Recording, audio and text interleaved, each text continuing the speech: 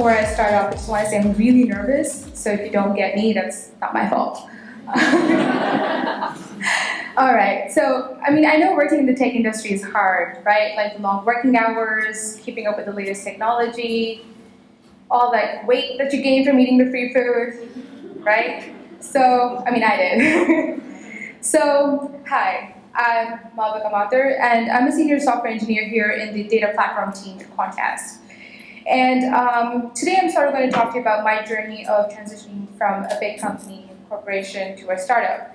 And I'm hoping by the end of this talk, you guys can take away some pointers on what you can do to evaluate the right work environment for you. And that can be even within the same company that you're at right now, or somewhere else. So where was I before this? I joined Quantcast January 2017. But before that, I was working in Microsoft for 5 years in the India headquarters at Hyderabad.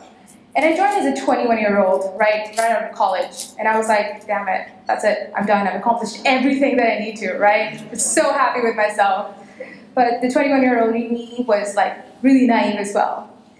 So the first 2 years at Microsoft were really great, right? So they had this program where they gave you the opportunity to go between to go in different teams and like different business units and sort of get like a feel of what it a feel of what it is to work in these different roles.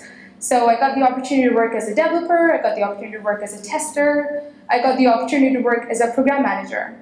But then I decided to work as a developer, continuing that, because I really like problem solving. So I joined my new team and I'm there a few months, and then my then manager comes by and he's like, hey, we have this project, would you like to join? Like, yeah, sure, secret project, why not? So the task for us was to sort of like reinvent the entire calibration process for the entire company. Like, okay, how do we do that? And the other thing that we had to do was we had to deliver this in a really, really short time. So that meant like for the next 3 months, we were working nights and weekends and everything. And it was super exhausting. But the good thing about that was that it forced me to have like a really steep learning curve. So for the next 3 months, I was working with great engineers. I was working on the latest cloud technology that Microsoft had to offer. It's like, awesome, this is great. But then, early 2016, my husband and I decided to relocate to San Francisco. I was like, well, okay, Microsoft has offices here, there are teams here. I'm just gonna stick and move to one of those teams. So I was in talks with recruiters and figuring out what I need to do next. And then I decided to talk to one of my mentors. And he asked me something really important. Something I never thought I'd ask myself. He asked me, why do you want to stay? I was like, why is that even a question? I mean, like, it's my dream company, the pay is great, all my friends are here, I like the work. Why would I want to move? But then he asked me again, why do you want to stay? And I thought about it. It turns out the answers for both these questions are not the same. I thought about what I'd done so far in Microsoft. I thought about if I moved to a team here, what would it mean for me? And I realized that it's going to sort of slow down my growth trajectory.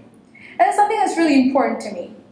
I mean, it's great to be learning new technologies, but I realized that as a developer, that's not all I wanted to do. I didn't want to just go in and write code. I wanted to do something more, contribute more in the work that I do. And suddenly, life out of Microsoft sort of became like an option.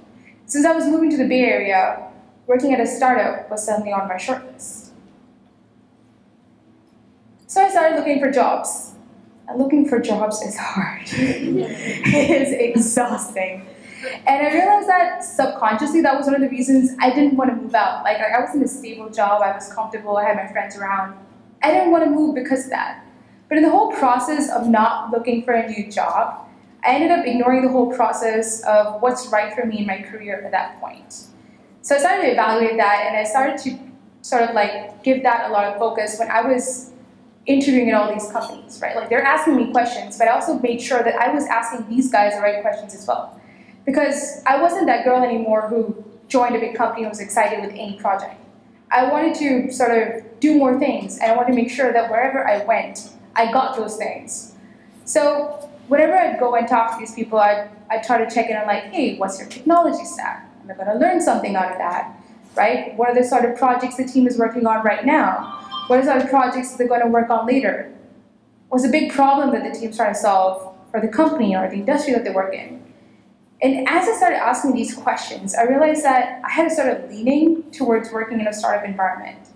I think that's something that's really important. Whenever you're trying to find a place that you want to work at, it's really important to sort of know what challenges you and what excites you to work there. And that's how I ended up at Quantcast. So yeah, I joined Quantcast January 2017. The last year and a half has been a roller coaster. I like roller coasters, but it's one of those Six Flags Magic Mountain types. Well, initially when I joined, right, I had this really bad habit of just comparing everything that's done here with how I used to do it in Microsoft. I do that sometimes still, but I try not to as much. And the more I compared, I realized that there's a pattern. And the pattern is that in these big companies, particularly like what I was doing in Microsoft, work's more divided, right? Responsibilities are divided, teams are more siloed. You know exactly what you're supposed to do. So when I'd go in as a developer, it would be like, hey, these are your things to do today, and you just do that and walk out, and that's it.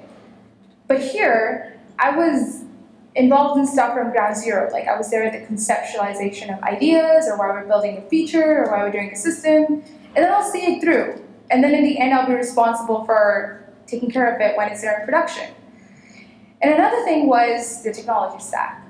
Microsoft was all .NET. Here, it's all open source. I mean, the first day I walked in, these guys gave me a MacBook. I had never worked on a MacBook before. My first few weeks here were so frustrating, right? And then after that, they're just like, hey, we have some systems here that are written in Ruby, Java, Python. You own them now. Great. It was challenging, scary, challenging, but in a good way, right? So while I was ramping up and figuring out all these differences, I realized that the biggest takeaway is that it doesn't matter how a company operates or what technology stack they have. The biggest thing that matters is your appetite for learning and where you can get that in a work environment. So, like, in different stages of our career, we have different needs. And it's really important to cater to those needs. When I started off, everything excited me. I didn't care. It's a big company, awesome. But then, as I grew up, I realized that I wanted something more specific. I wanted to do certain things. And I tried to find the right fit for me.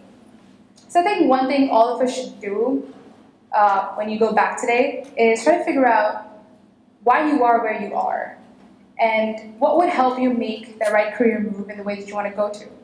And that's something that could be within the company that you're at right now or outside. Thank you.